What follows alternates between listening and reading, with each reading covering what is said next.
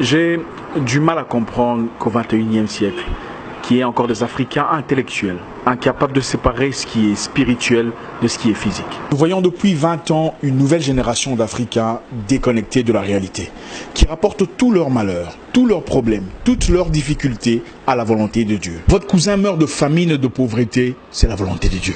Vous faites 5 ans de chômage, sans argent, sans caleçon, c'est la volonté de Dieu. Votre neveu se noie dans la Méditerranée en quête d'une vie meilleure en Europe, c'est la volonté de Dieu. Mais finalement, c'est quoi la volonté de l'homme? La volonté de Dieu, c'est toujours dans le mal. Non, ce n'est pas la volonté de Dieu.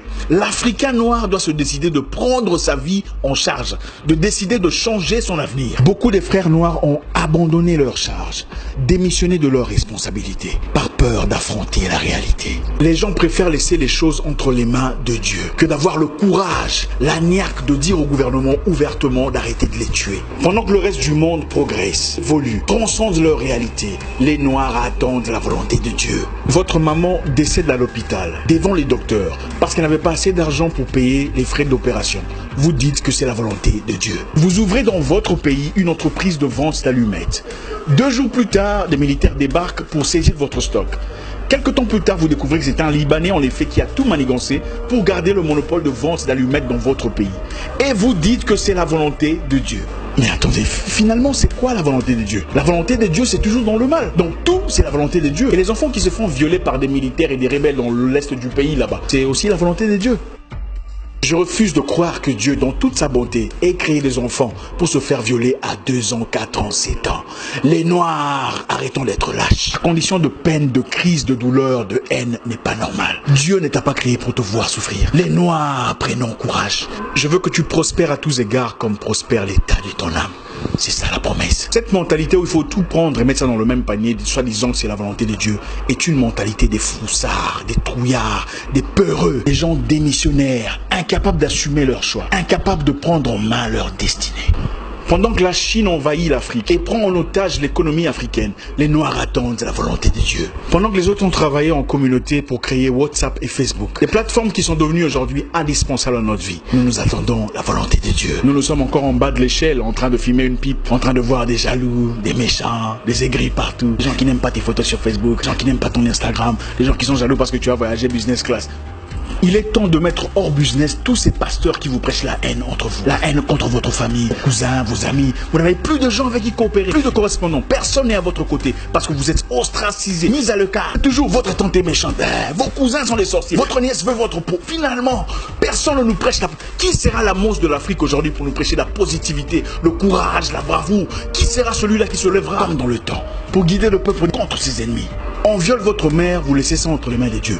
On tabasse ton père, c'est la volonté de Dieu. Finalement, vous servez à quoi? Dieu nous a-t-il créés seulement pour souffrir, nous agenouiller chaque jour et pleurer notre peine? Ah papa, s'il te plaît, il n'y a pas d'achat, il n'y a pas à manger, les enfants sont malades. Non, ce n'est pas intéressant. Depuis 20 ans, vous priez pour les mêmes problèmes, les mêmes difficultés, les mêmes manques d'argent, les mêmes difficultés de santé, les mêmes problèmes socio-économiques. Ce n'est pas intéressant. Vous passez des nuits et des nuits à lier les mêmes démons, les mêmes sorciers, les mêmes charlatans, les mêmes esprits de vagabondage, les mêmes esprits de Nabucodonosor. L'Africain doit se battre. Il doit apprendre à se battre et prendre charge de son destin. Dieu descend-il du ciel pour laver vos aisselles? Dieu descend-il du ciel pour brosser vos dents les matins? Pourquoi est-ce sa responsabilité de prendre charge de vos choix, de votre pays, de votre nation, de votre situation, de votre communauté? Eh frère, Dieu ne descendra pas du ciel pour écrire ton CV à ta place. Il ne viendra pas finir la corruption, la jalousie, le désordre chez beaucoup des Noirs. C'est notre responsabilité. Je vais vous parler d'un pays très intéressant. Pendant un temps, en Islande, les banquiers avaient foutu la merde dans l'économie. Ils avaient manipulé la finance, paupérisé la nation, pillé le peuple. Dans une série de blanchiments d'argent, les banquiers avaient accumulé au nom de l'Islande une dette de 50 milliards de dollars. Une situation qui manifestement avait déstabilisé l'avenir du peuple. Qu'est-ce que les Islandais ont fait? Ils sont allés dans les rues. Ils ont jeté en prison les banquiers pour 75 années de prison et annulé la dette. Ils ont pris charge de leur destinée. Pendant ce temps, les Noirs attendent la volonté de Dieu. Et si je vous disais que nous ne sommes pas les seuls à avoir été colonisés? Le Singapour, la Malaisie et la Chine qui a été bombardée par le Japon. La Malaisie a eu son indépendance en 1947. Où sont-ils aujourd'hui?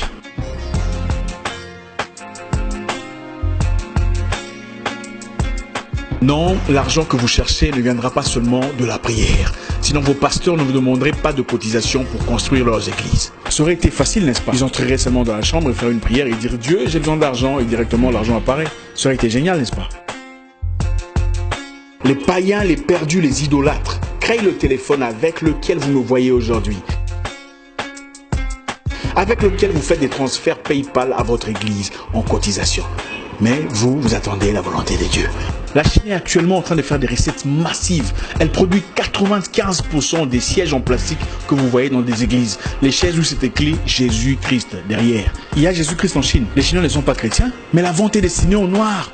Parce que les Noirs sont incapables de produire. Pendant ce temps, sur le même siège en plastique venant de la Chine, avec le nom de Jésus labellé derrière, certains pasteurs se dénoncent mutuellement qui est sorcier, qui a commencé le ministère avant l'autre, Africains endormis, perdus, désorientés. Arrêtez! Dieu ne descendra pas du ciel pour vous envoyer un mari parfait, emballé comme un cadeau de Noël. Il vous a déjà donné l'intelligence, la sagesse, de savoir choisir, de savoir percevoir, de voir entre les lignes. Vous sortez avec 17 personnes différentes et aucune de ces relations ne marche. Et puis vous dites que c'est Dieu qui n'a pas voulu. C'est faux, c'est vous qui êtes légère. Dieu a aussi interdit les flirts, les activités sexuelles avant le mariage. Ça n'était pas la volonté de Dieu. Arrêtons de vivre dans l'hypocrisie. Prenons charge de nos vies.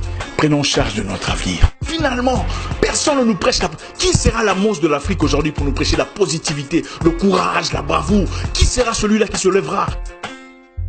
Vous passez des nuits et des nuits à lier des mêmes démons, les mêmes sorciers, les mêmes charlatans, les mêmes esprits de vagabondage, les mêmes esprits de Nabucodonosor. L'Africain doit se battre. Priez pour le salut de votre âme, mais soyons assez braves pour faire face à la réalité.